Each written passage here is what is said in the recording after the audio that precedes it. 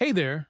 Welcome back to English in Fluency, the podcast where we don't just talk about English, we practice it together, out loud.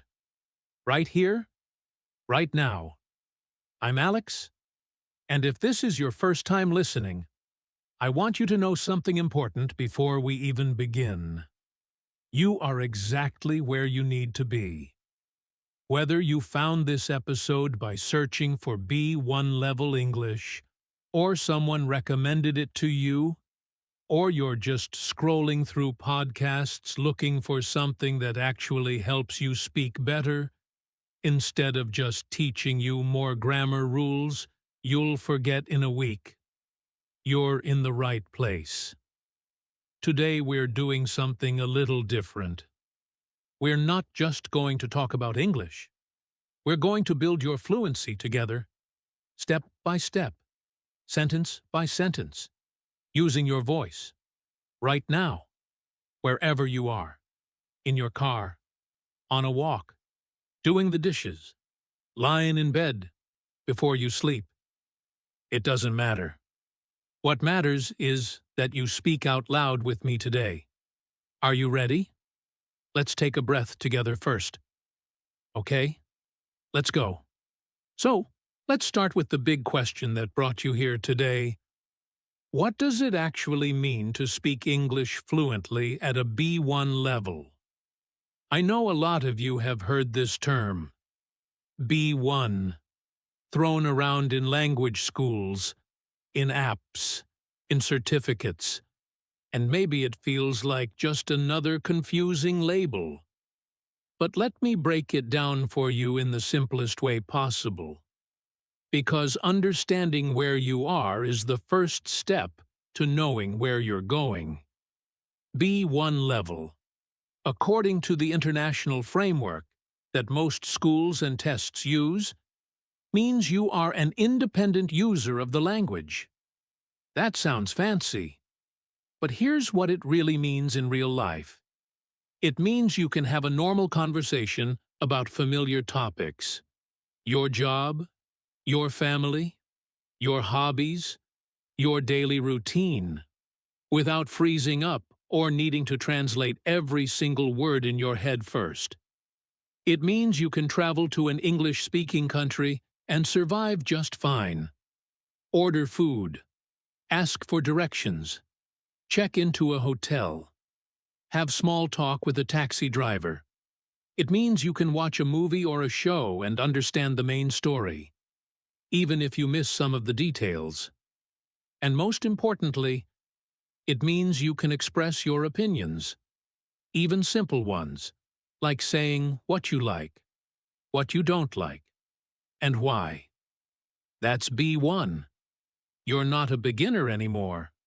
You have real tools in your toolbox, but you're also not fluent yet in the way that feels completely natural, completely relaxed, completely confident. That gap between knowing English and speaking English naturally, that's exactly what we're going to close today. Now here's something I want you to really understand, because it changes everything about how you should be practicing. Fluency is not about knowing more words. I'll say that again because it's that important. Fluency is not about knowing more words. Fluency is about speed and comfort with the words you already know. Think about it this way. You probably already know hundreds, maybe thousands of English words. You know verbs like go, want, need, think, feel, like have, make, take, get. You know basic connectors like and, but, because, so, if. You know question words like what, where, when, why, how, who. The problem isn't that you don't have enough vocabulary. The problem is that when you try to speak, your brain is still translating from your native language into English, word by word, sentence by sentence. And that translation process takes time, and that time creates hesitation. And that hesitation feels like you're not fluent. but you already have so much of what you need. What you're missing is the automatic connection between thought and speech in English, without the translation step in between. And the only way, to build that automatic connection is through repetition and speak in practice, out loud, again and again, until English stops feeling like a foreign language you're translating into and starts feeling like a language you can think in directly. So that's exactly what we're going to do today. This episode is structured as a practice session, not a lecture. I'm going to introduce phrases and patterns that are essential for B1 level fluency. And every single time I give you an example, I want you to actually say it out loud. Don't just listen. Speak. Your mouth needs to practice making these sounds and these rhythms just as much as your brain needs to understand the meaning. So get comfortable, but stay alert, because we're going to be talking together throughout this whole episode. Let's begin with one of the most useful skills for any B1 speaker, and that's talking about your daily routine and habits. This might sound basic, but I promise you, even advanced learners sometimes stumble here because they haven't practiced enough. The key structure we use for routines and habits in English is the simple present tense, and we usually pair it with time expressions like usually, often, sometimes, every day, on weekends. Let's practice a full sequence about a normal day. I'll say it slowly and clearly, and then I want you to repeat it. Here we go. I usually wake up around 7 in the morning. Repeat that with me. I usually wake up around 7 in the morning. Good. Now let's continue. After I wake up, I drink a cup of coffee and check my phone. Repeat.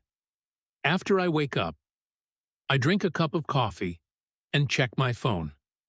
Great job.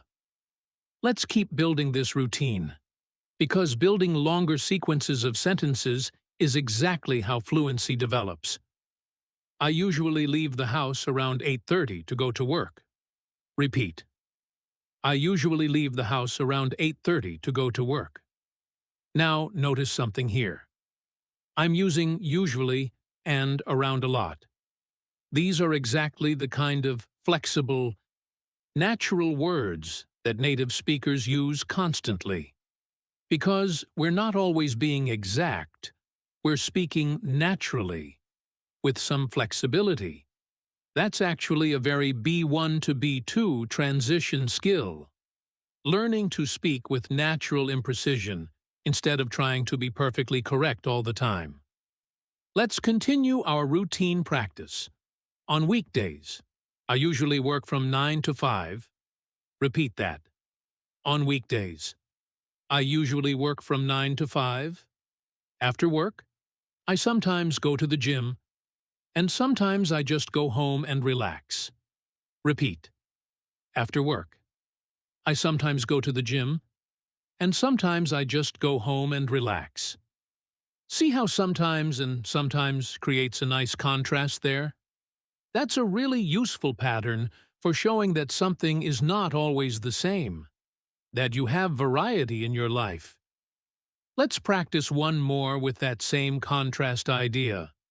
On weekends, I usually sleep in, but sometimes I wake up early to go for a walk.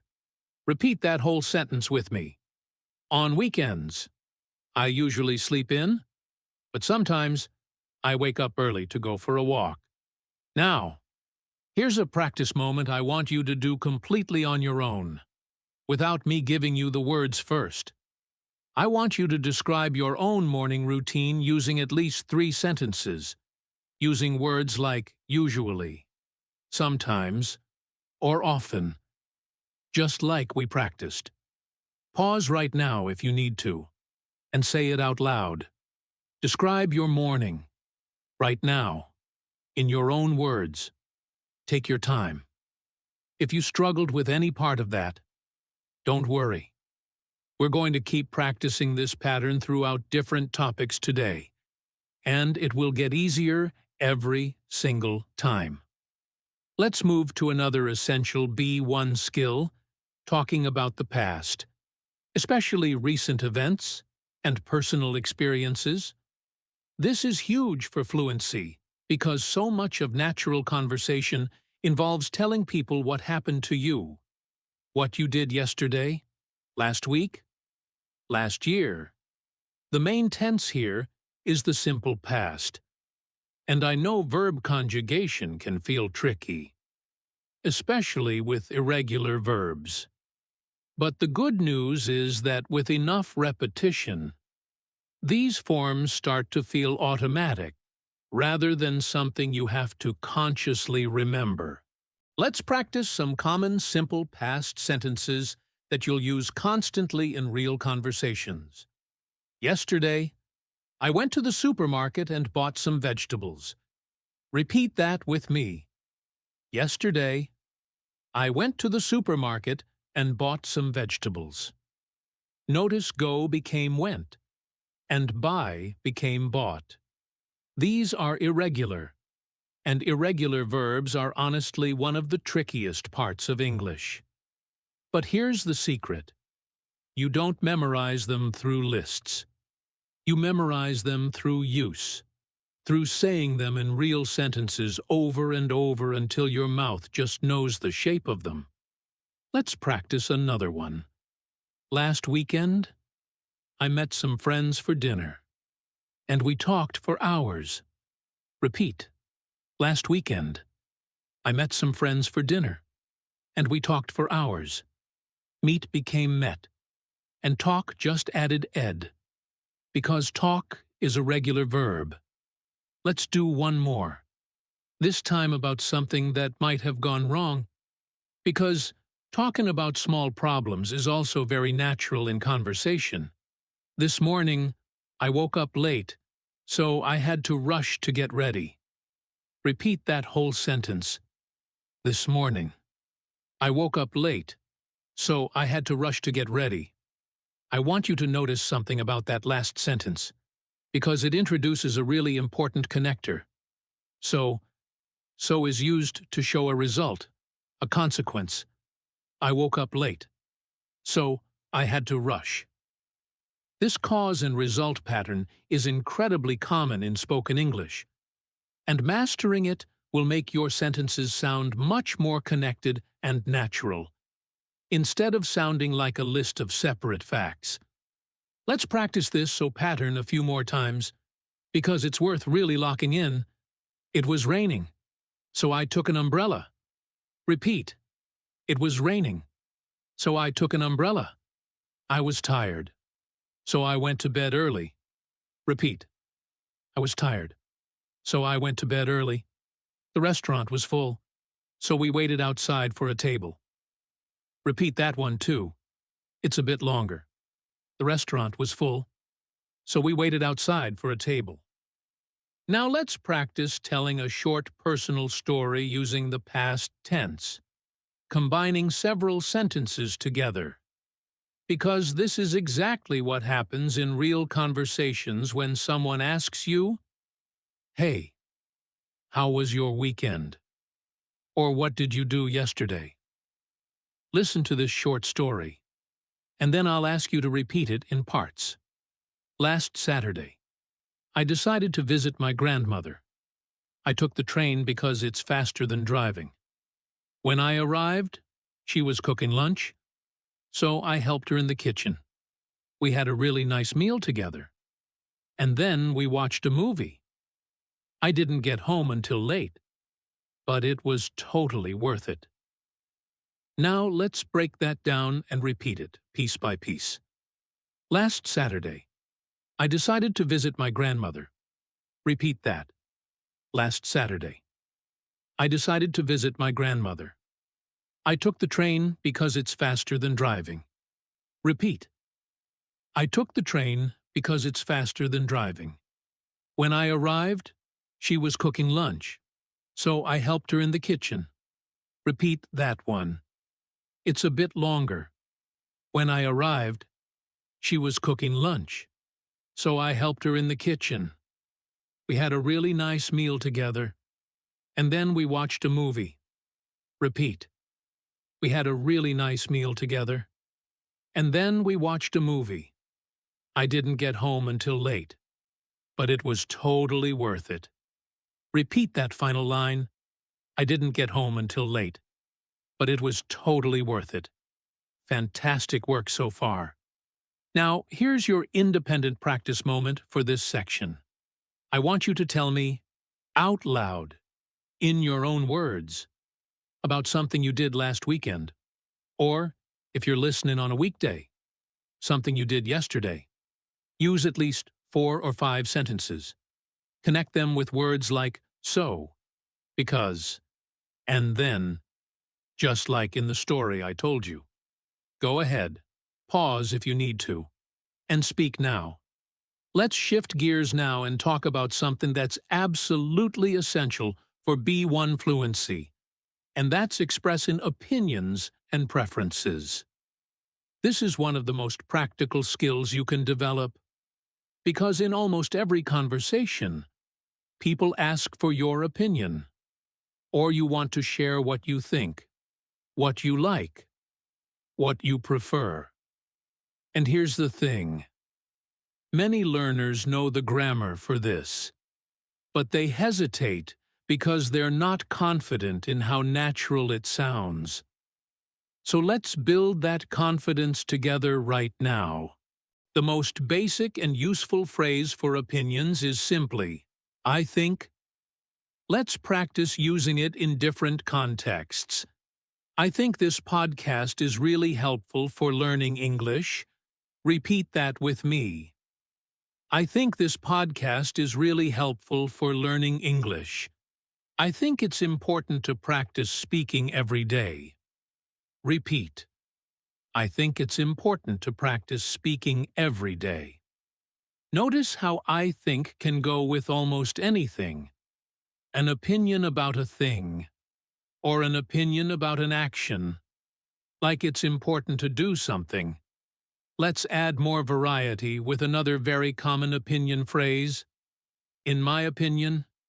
In my opinion, learning a language is easier when you enjoy the process. Repeat that whole sentence with me. In my opinion, learning a language is easier when you enjoy the process. Notice that in my opinion is usually used at the beginning of a sentence, followed by a comma, and then your idea. Now, let's talk about preferences, because this is something you'll use constantly. Whether you're choosing food at a restaurant, deciding on weekend plans with friends, or just chatting about hobbies. The key phrase here is, I prefer. And there's a really important grammar pattern that goes with it. When you're comparing two things, you say, I prefer this to that. Let's practice. I prefer tea to coffee. Repeat that. I prefer tea to coffee. I prefer walking to driving, especially on nice days. Repeat that one. I prefer walking to driving, especially on nice days. Now, another very natural way to express preference, especially when talking about actions, is I'd rather, which is short for I would rather. This one's a bit trickier grammatically, but incredibly common in spoken English, so let's really practice it. I'd rather stay home tonight than go out. Repeat that slowly with me. I'd rather stay home tonight than go out. I'd rather read a book than watch TV. Repeat. I'd rather read a book than watch TV. Let's also talk about how to disagree politely, because this is a skill that a lot of learners skip. But it's absolutely essential for real conversations, especially because native English speakers tend to soften disagreement quite a lot, rather than being direct. Instead of saying no, that's wrong, which can sound harsh. We often say things like, I see what you mean. But I think, or that's a good point. But personally, I feel like let's practice these softer disagreement patterns. I see what you mean. But I think it's a bit more complicated than that. Repeat that whole sentence with me. Take your time. I see what you mean. But I think it's a bit more complicated than that. That's a good point. But personally, I feel like there are other options too. Repeat. That's a good point. But personally, I feel like there are other options too. Now for your independent practice here, I want you to give me your opinion about something simple. Do you prefer mornings or evenings? Tell me why, using at least two of the phrases we just practiced, like I think, or I prefer, or I'd rather. Pause and speak now, out loud, in full sentences. Let's move into a section that I think is absolutely crucial for real-world fluency, and that's small talk and everyday social phrases. So much of daily communication in English isn't about deep topics. It's about small, quick, friendly exchanges at the coffee shop, in the elevator, before a meeting starts, when you run into a neighbor. And honestly, a lot of learners feel more nervous about small talk than about serious conversations, because small talk moves fast, and there's an expectation of natural, quick responses. Let's start with weather talk, because believe it or not, weather is still one of the most common small talk topics in English-speaking cultures, especially in places like the United States, the UK, and other English-speaking countries. Someone might say, "Wow, it's really hot today, isn't it?" And a natural response might be, "I know, right? I had to turn on the air conditioning as soon as I got home." Let's practice both parts of this exchange. First, the question, "Wow, it's really hot today, isn't it?" Repeat that with me, making sure your voice goes up a little at the end because it's a question. Wow, it's really hot today, isn't it? Now the response, "I know, right?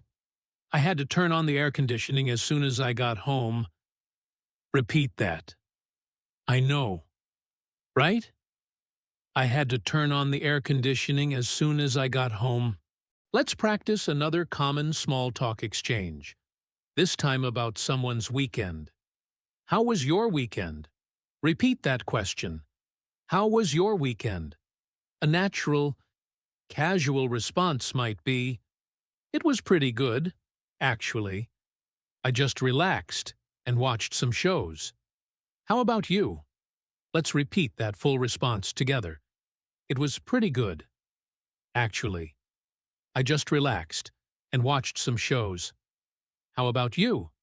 Notice how the response ends with a question back to the other person. How about you?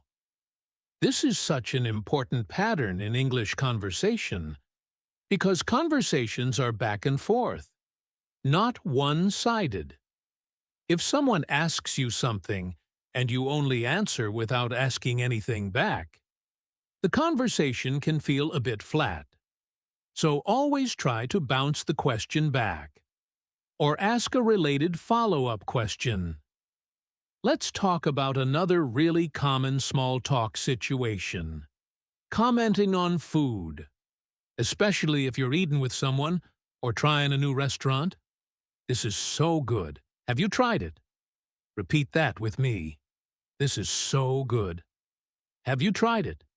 A response might be, "No, I haven't, but it smells amazing." What is it? Let's repeat that together. "No, I haven't, but it smells amazing." What is it? Notice haven't there.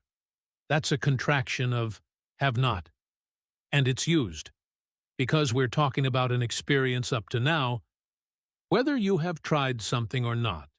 which is actually present perfect tense. But don't worry about the grammar term right now. Just focus on saying the phrase naturally. No, I haven't. Let's practice that shorter phrase alone a few times, because it's incredibly common. No, I haven't. Repeat. No, I haven't. Yes, I have. Repeat. Yes, I have. These short answers are used constantly in real conversation, way more than full sentences. So getting comfortable with them is a genuine fluency boost. Now let's talk about a small talk situation that happens constantly at work or in professional settings, which is greeting a colleague and asking how things are going. Hey, how's it going? Repeat that. Hey, how's it going? A very natural, casual response, even if things aren't perfect, might be, not too bad, just busy with work. You? Repeat that response. Not too bad, just busy with work. You? That short you at the end. Instead of saying, how about you? Or what about you? Is actually more casual and more natural in quick, informal exchanges. Let's practice a slightly different version too, because variety matters for sounding natural rather than repeating the exact same phrases every time. Pretty good. Thanks. How about yourself? Repeat that. Pretty good. Thanks. How about yourself? For your practice moment here, I want you to imagine you just ran into a friend or coworker. I'll ask you the question, and you respond out loud, naturally, using any of the patterns we just practiced. Ready? Hey, how's it going? Now you respond, out loud, right now. Let's move into another critical fluency area. And this one might be the single most important skill for actually sounding fluent, rather than sounding like you're reciting memorized sentences. And that's using filler words and thinking phrases naturally. Here's something that a lot of language learners don't realize. Native speakers pause constantly. We say and and well, and you know, and like, and actually, all the time. Because speaking is not the same as writing. When we speak, we're thinking in real time. And these filler words give our brain a tiny bit of extra time to form the next thought, without creating an awkward silence. If you avoid these completely and try to speak in perfectly smooth, planned sentences with no pauses, you can actually sound more robotic and less natural than someone who uses these natural pauses. So let's practice some of the most common filler and thinking phrases in English. The first one is well, which is often used at the start of a response, especially when you need a moment to think. Someone asks you, "Do you like your job?" And you say, "Well, it's complicated. I like some parts of it, but not all of it." Let's repeat that together. And really pause on that well, like you're actually thinking, "Well, it's complicated. I like some parts of it, but not all of it." Notice that little pause after, well, that's completely natural and expected in English. Let's practice another one. Actually, which is used constantly, sometimes to correct yourself, sometimes to add a small surprise or contrast, and sometimes just as a natural connector. I was going to go to the party, but actually, I decided to stay home. Repeat that with me. I was going to go to the party, but actually, I decided to stay home. Let's practice, you know, which is used when you're checking that the listener understands or relates to what you're saying. It's just, you know, one of those days where nothing goes right. Repeat that. It's just, you know. One of those days where nothing goes right. Now, let's practice a slightly longer thinking sequence, because in real conversation, we often use several of these together while we form our thoughts. Someone asks you, "What do you think about the new restaurant downtown?" And a natural response might be, well, I haven't actually been there yet, but I've heard really good things. Let's repeat that whole response together, slowly, really letting yourself pause naturally where the pauses are. Well, I haven't actually been there yet, but I've heard really good things. I want to give you a really important piece of advice here, and it's this. A lot of learners think that using filler words means their English isn't good enough, but the opposite is true. Using filler words naturally, at the right moments, is actually a sign of more advanced, more natural-sounding English. Beginners often either stay completely silent when they need to think, which creates uncomfortable gaps, or they speak too fast without any natural pauses because they're trying to prove they know the language. Real fluency includes natural hesitation. So don't be afraid of these little pause words. Well, actually, you know. Like, they're your friends, not your enemies, in this journey.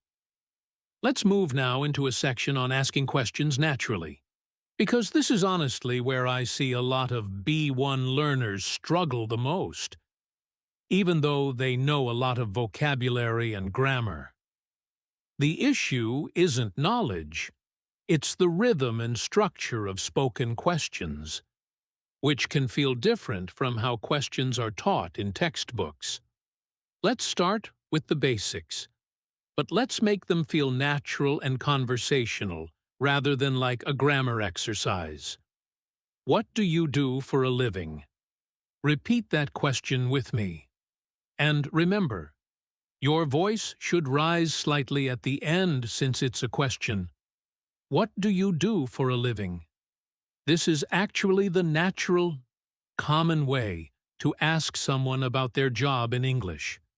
Much more common than saying, "What is your profession?" which can sound overly formal. Let's practice another everyday question. Where are you from originally? Repeat that. Where are you from originally?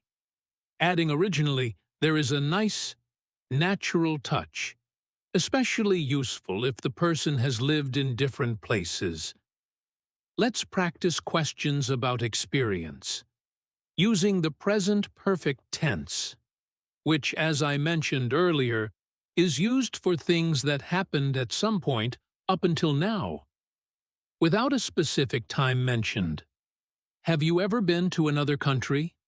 Repeat that question. Have you ever been to another country? Have you ever tried sushi? Repeat. Have you ever tried sushi? These have you ever questions are incredibly useful for getting to know someone, or for small talk about experiences, hobbies, and travel. Now let's practice follow-up questions, because, as I mentioned before, good conversations bounce back and forth, and follow-up questions show genuine interest and keep the conversation flowing naturally instead of feeling like an interview. If someone tells you, "I just got back from a trip to Italy," a great follow-up question would be, "Oh, really? How was it?" Repeat that response and question together.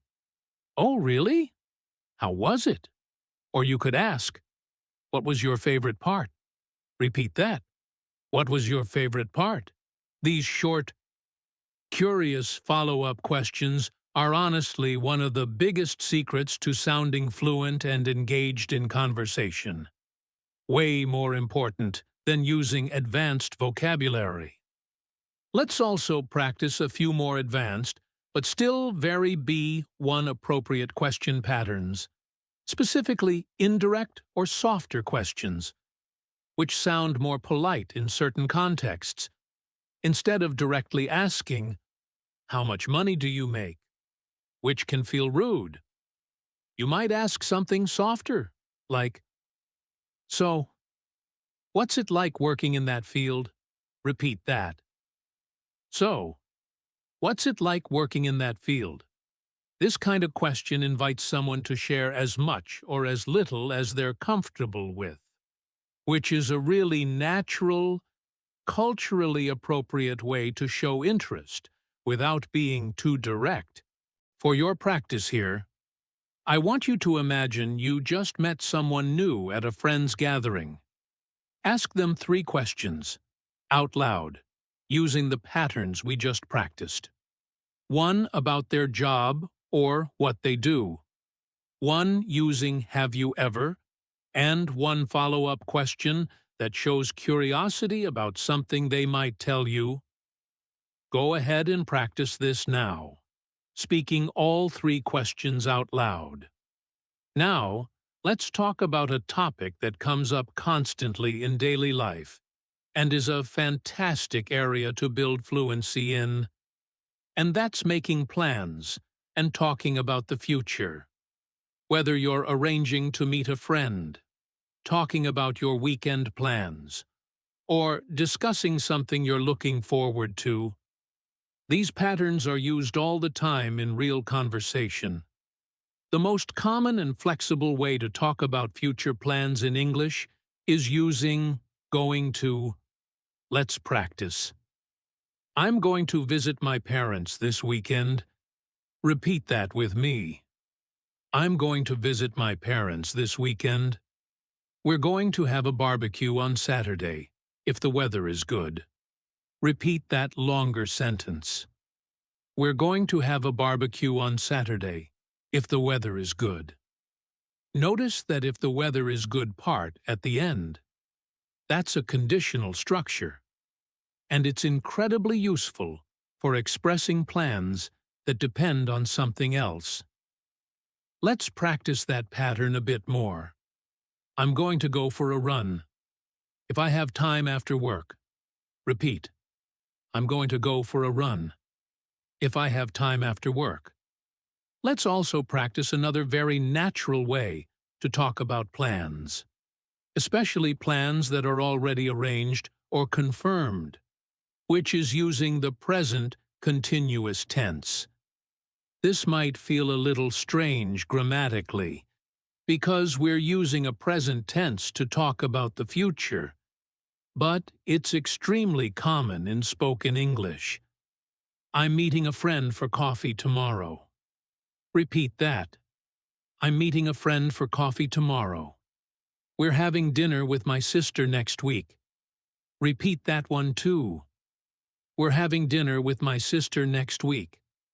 This structure, the present continuous for future plans, is used specifically when something is already arranged, like you've already agreed on a time. Unlike going to, which can be used for more general future intentions that aren't necessarily confirmed yet. Now, let's talk about expressing excitement or anticipation about the future, because this adds a lot of natural emotion and personality to your speech, which is honestly a huge part of sounding fluent, not just grammatically correct. I can't wait to see the new movie this weekend. Repeat that with me, and really try to put some genuine excitement into your voice. I can't wait to see the new movie this weekend. I'm really looking forward to my vacation next month. Repeat that. I'm really looking forward to my vacation next month. Notice "looking forward to," which is followed by a noun or a verb plus ing, not the plain infinitive. This is a common area for mistakes. So let's practice it a couple more times to lock it in. I'm looking forward to seeing you soon. Repeat. I'm looking forward to seeing you soon. We're looking forward to the concert next Friday. Repeat that one too. We're looking forward to the concert next Friday. For your independent practice here, tell me about one plan you have for the near future, whether it's this week, this weekend, or next month. Use either going to or the present continuous, and if you can, add a phrase showing excitement, like I can't wait, or I'm looking forward to. Pause now and speak your plan out loud, in full sentences. Let's move now into a section about giving advice and making suggestions, because this is another area of daily conversation that comes up constantly. Whether a friend is asking you what they should do about a problem, or you're suggesting an activity to do together. The most basic and useful phrase for giving advice is, you should. Let's practice. If you're tired, you should get more sleep. Repeat that with me. If you're tired, you should get more sleep. You should try that new coffee shop downtown. It's really good. Repeat that one. You should try that new coffee shop downtown. It's really good. Now, a slightly softer, more suggestive version, especially useful when you don't want to sound too direct or bossy, is maybe you should, or you could. Maybe you should talk to your boss about it. Repeat. Maybe you should talk to your boss about it. You could try calling her instead of texting. Repeat that. You could try calling her instead of texting.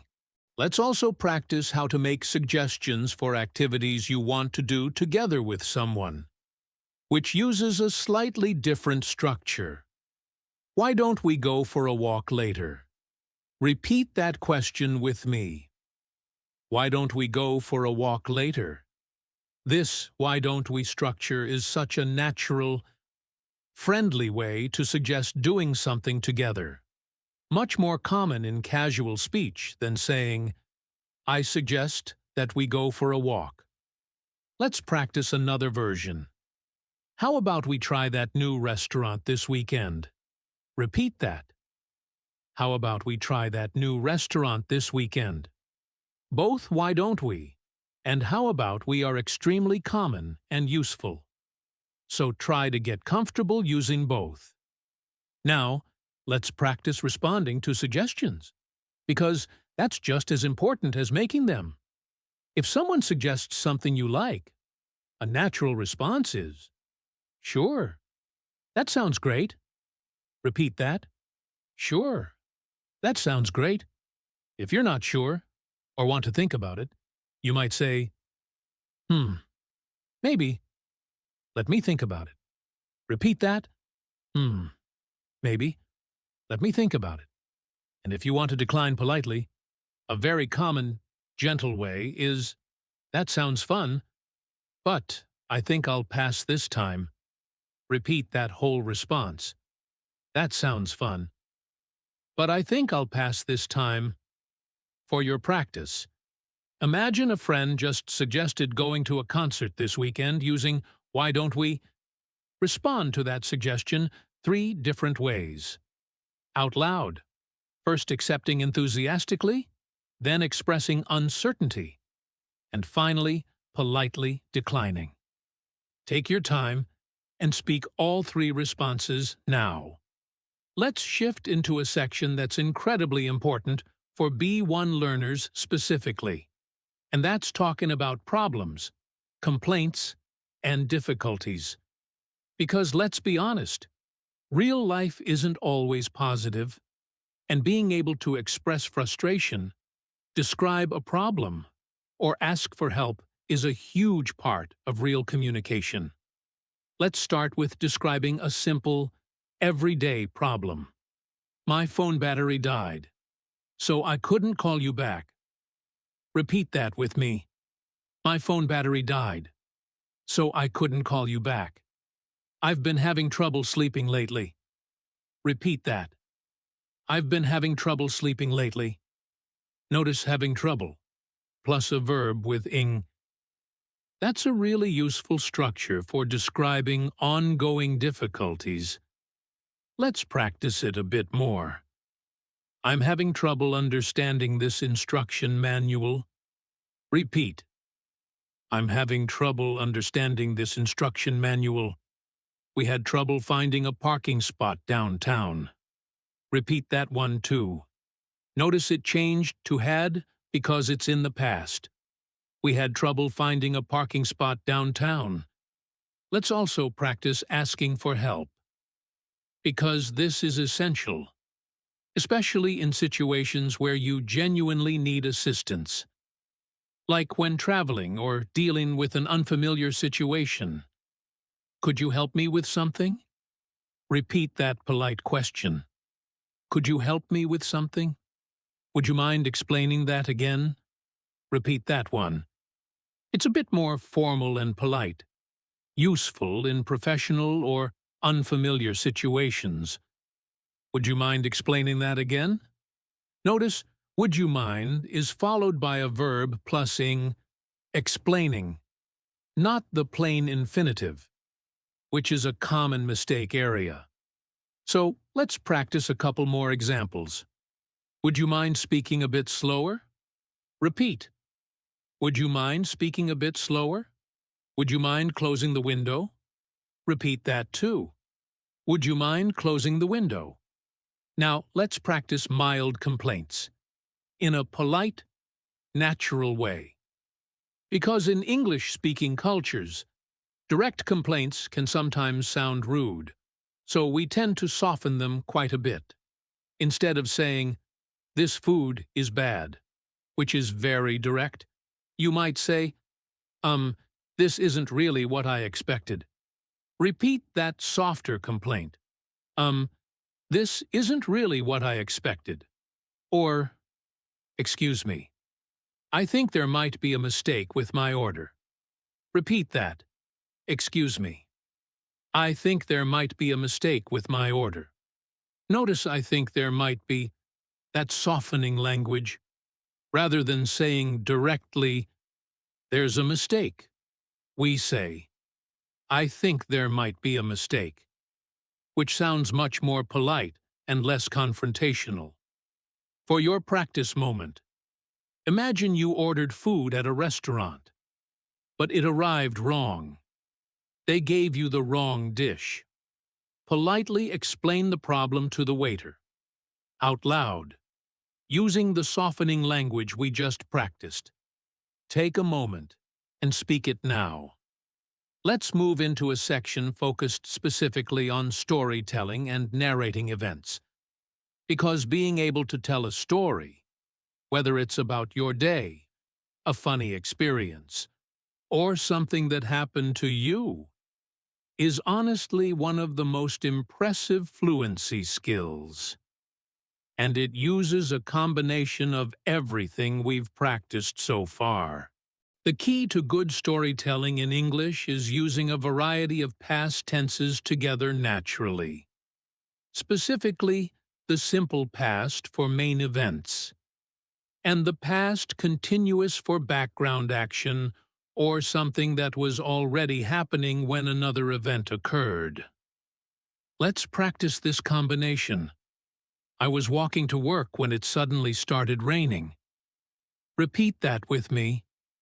Notice was walking, that's the background action, and started. That's the main event that interrupted it. I was walking to work when it suddenly started raining. Let's do another one. She was cooking dinner when the phone rang. Repeat. She was cooking dinner when the phone rang. This pattern, past continuous plus, when plus simple past, is incredibly common in storytelling, and mastering it makes your stories sound much more vivid and natural, rather than just a flat list of things that happened. Let's build a full short story together, practicing sentence by sentence. It was a normal Tuesday morning. Repeat. It was a normal Tuesday morning. I was getting ready for work when I heard a strange noise outside. Repeat that. I was getting ready for work when I heard a strange noise outside. I looked out the window and saw that a tree had fallen in the street. Repeat that one. And notice had fallen. That's past perfect. Used because the tree falling happened before I looked outside. It's showing an even earlier past action. I looked out the window and saw that a tree had fallen in the street. I quickly called my neighbor to make sure everyone was okay. Repeat. I quickly called my neighbor to make sure everyone was okay. Luckily, nobody was hurt. But we had to wait for someone to remove the tree before we could leave. Repeat that longer final sentence. Take your time. Luckily, nobody was hurt. But we had to wait for someone to remove the tree before we could leave. That combination of simple past, past continuous, and even a little past perfect is genuinely advanced storytelling structure. But notice how natural and understandable it sounds when it's broken into small, clear pieces. This is exactly the level you're building toward. For your practice, I want you to tell a short story, at least 4 or 5 sentences, about something unexpected that happened to you. Maybe something small, like being late, losing something, or running into someone you know unexpectedly. Try to use at least one past continuous sentence with when, like we practiced. Pause now and tell your story out loud. Let's move into a section on describing people and things, because description is such a core conversational skill. Whether you're describing a friend to someone who hasn't met them, describing what you're looking for while shopping, or describing a place you visited. Let's start with describing people. She's really friendly and always willing to help. Repeat that with me. She's really friendly and always willing to help. He's tall, with short, dark hair, and he usually wears glasses. Repeat that one. It's a bit longer with more details. He's tall, with short, dark hair, and he usually wears glasses. Notice how we combine physical description with personality description naturally in the same conversation. That's very typical in English. Let's practice describing things, specifically using comparative structures, because comparing things is incredibly common in everyday conversation. Whether you're choosing between 2 products or comparing 2 places you've visited. This phone is more expensive than that one, but it has a better camera. Repeat that with me. This phone is more expensive than that one, but it has a better camera. Notice more expensive. That's the comparative form for longer adjectives, and better. That's the irregular comparative for good. Let's practice a couple more comparative sentences. This city is bigger than my hometown, but it's also more crowded. Repeat that. This city is bigger than my hometown, but it's also more crowded. My new job is more interesting than my old one. Repeat that too. My new job is more interesting than my old one. Let's also practice superlatives, which we use when comparing 3 or more things, or saying something is the best or the most extreme in some way. This is the best restaurant in town. Repeat that. This is the best restaurant in town. That was the most difficult exam I've ever taken. Repeat that longer one. Notice I've ever taken. Present perfect again. Showing this is compared against your whole life experience up to now. That was the most difficult exam I've ever taken. For your practice, describe a place you know well. Maybe your hometown, or a city you've visited, using at least one comparative sentence and one superlative sentence. Pause and speak this out loud now, taking your time to build full, natural sentences. Now, let's talk about a section that I think is incredibly underrated in language learning, but absolutely essential for real fluency. And that's expressing feelings and emotions naturally, because so much of real communication is emotional, not just factual. Let's practice some really common ways to express how you're feeling beyond just the basic good or bad, because native speakers use a lot of natural, colorful language here. I'm feeling a bit overwhelmed with work lately. Repeat that with me.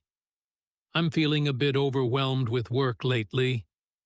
I've been feeling really motivated since I started this new routine. Repeat that one. I've been feeling really motivated since I started this new routine. Notice I've been feeling present, perfect, continuous, used, because this feeling started in the past and is continuing now, which is incredibly common when talking about ongoing emotional states. Let's practice expressing excitement and happiness. I'm so excited about the trip next month. I can barely wait. Repeat that. I'm so excited about the trip next month. I can barely wait. That made my day. Thank you so much. Repeat that shorter. Very common phrase. That made my day. Thank you so much. Let's also practice expressing frustration or annoyance in a natural, not overly dramatic way. This is honestly kind of frustrating. Nothing seems to be working today. Repeat. This is honestly kind of frustrating. Nothing seems to be working today. Ugh, I can't believe I forgot my keys again. Repeat that too. And notice, that little sound of frustration. It's completely natural in spoken English. Ugh, I can't believe I forgot my keys again. Let's also practice expressing sympathy or concern for someone else, because emotional conversations are almost always two-directional. Oh no, I'm really sorry to hear that. Are you okay? Repeat that with genuine warmth in your voice. Oh no, I'm really sorry to hear that. Are you okay? That sounds really tough. Let me know if there's anything I can do. Repeat that longer. Caring response. That sounds really tough. Let me know if there's anything I can do. For your practice, tell me about a time recently when you felt a strong emotion, whether it was excitement, frustration, happiness, or something else. Use at least one of the phrases we just practiced. Pause now and share this out loud, in full sentences, really trying to let the emotion come through in your voice as you speak. Let's now bring together everything we've practiced today into a longer, connected conversation simulation. Because this final section is where all these individual pieces come together into something that feels like a real, natural exchange, which is ultimately the whole goal of everything we've done in this episode. I'm going to play both roles here to show you a natural conversation, and then we'll break it into pieces for you to practice speaking one side of it. Imagine two friends meeting for coffee. Person 1 says, "Hey, sorry, I'm a bit late. Traffic was crazy today." Person 2 responds, "Oh, no worries at all. I just got here myself. How's everything going?" Person 1 says, "Pretty good. Actually, just a bit busy with work lately, but I can't complain. How about you?" Person 2 responds, "Same here. Honestly, I've been feeling a bit overwhelmed, but I'm looking forward to the weekend. We're going to visit my parents." Person 1 says, "Oh, That sounds nice. I remember you mentioning that. Are you driving there? Person 2 responds, yeah, it's about a 3-hour drive. So we're leaving pretty early on Saturday. Person 1 says, that makes sense. Well, I hope you have a great time. We should catch up again soon. Maybe next week? Person 2 responds, definitely. That sounds great. Let's plan something. Now, let's break this whole conversation down, and I want you to practice Person 1's lines, while I play Person 2, so you get real practice with the natural rhythm and flow. Ready? Here's your first line. Repeat it, and really try to say it naturally, with the meaning behind it, not just reading it robotically. Hey, sorry, I'm a bit late. Traffic was crazy today. Now, say that out loud. Good. Now, here's your next line. Pretty good. Actually, just a bit busy with work lately. But I can't complain. How about you? Say that out loud now, with natural rhythm. Excellent. Next line. Oh, that sounds nice. I remember you mentioning that. Are you driving there? Say that now. Wonderful. And your final line. That makes sense. Well, I hope you have a great time. We should catch up again soon. Maybe next week? Say that out loud, with genuine warmth, like you're really talking to a friend. You just completed an entire natural conversation, using routine talk, small talk, expressing feelings, making plans, and asking follow-up questions. All the skills we practice today, combined together exactly how they would appear in real life. Before we wrap up this episode, I want to give you some honest, practical advice about how to keep building on what we did today. Because listening to one episode, even a long, thorough one like this, is not enough on its own to reach fluency. Fluency is built through consistent, repeated practice over time.